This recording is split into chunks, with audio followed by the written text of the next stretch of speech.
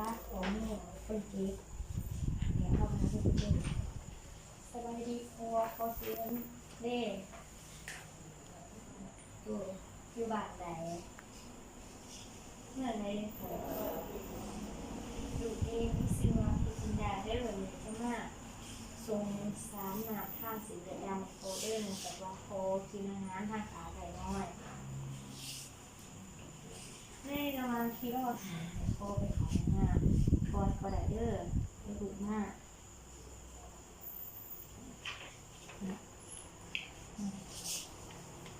เดี๋ยวเรื่องสารนำใบอันใหญ่ยาที่หมอสั่ง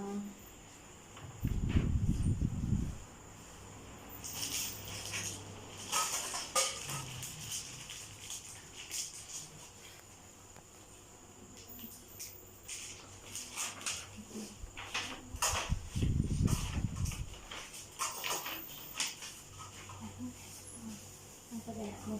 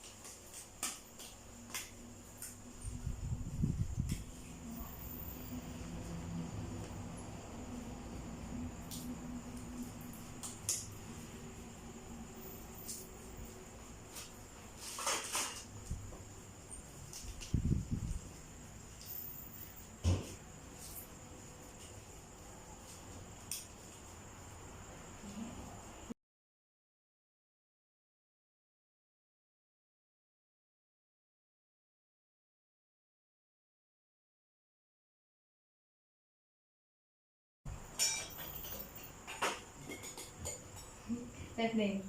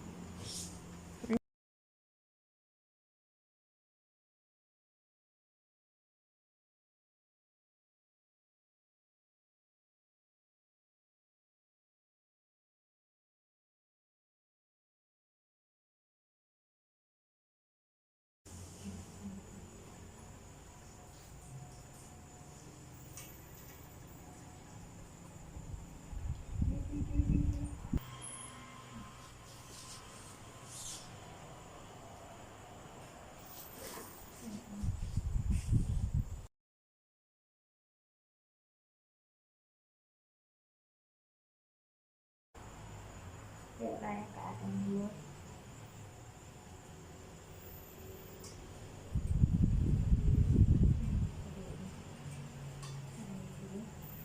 ลุงก็ได้ลุงนี่ก็ได้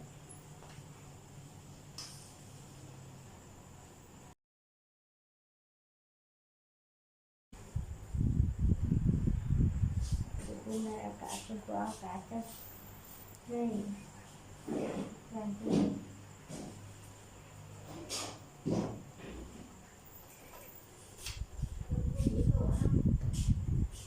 ใส่ลงมา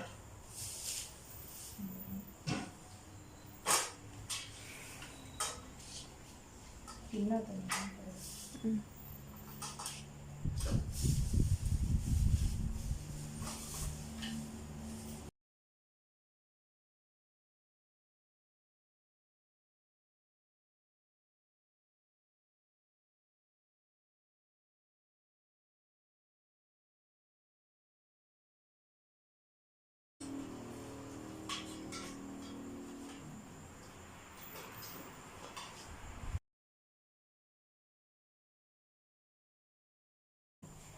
มาเลยด้วยพ่อเด้อ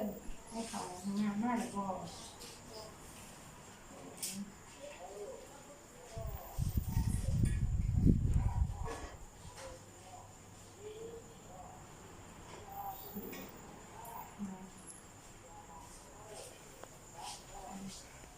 พออย่างเช็คบ่ได้ค่ะพออย่างเช็คเวลาแอนเช็คของพอหันไปทางไหนเด้อก็ได้จ้ะทำจ้ะเสียบมัดสูงประมาณ3 หาเส้น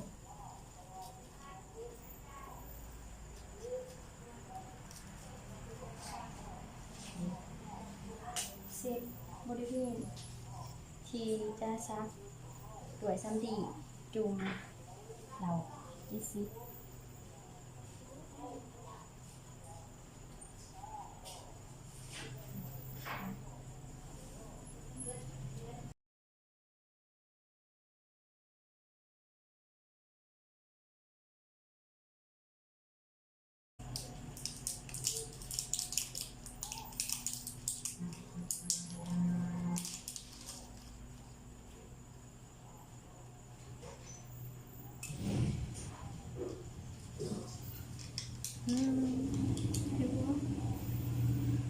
มันอยู่6ซื่อเสร็จแล้ว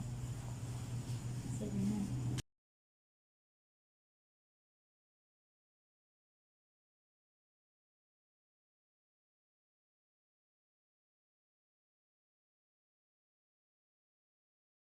บินปลายเข็มขึ้นแข้งเขาเป็นมุม45 องศา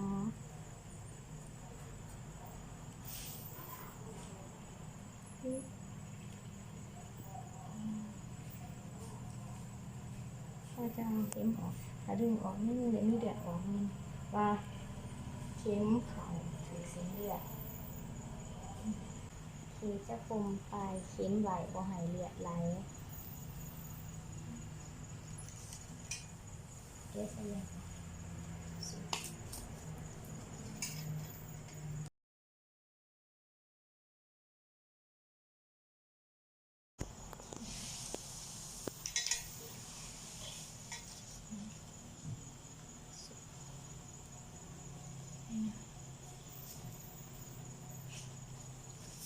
จะมาปล่อย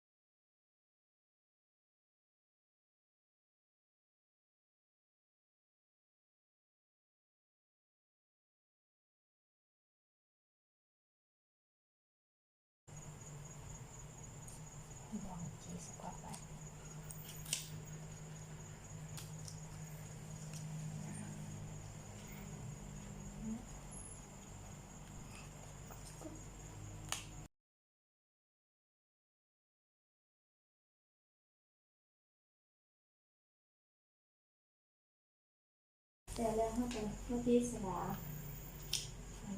ชนิดของยาชนิดของสารงามซื้ออะไรนะเราทีไรต่อไปก็คือเหมือนกันอาจารย์วันแรกเหมือนกัน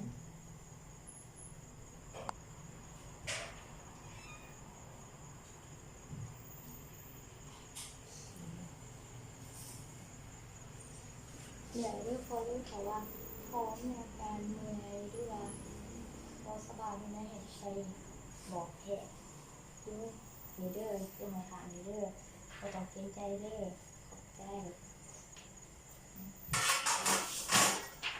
แล้วเขาก็จะมาบันทึกเอกสารสารนามชนิดสมัยนึงที่ห้องเกี่ยวกับคนเจ็บเขาในใบพยาบาลของเรา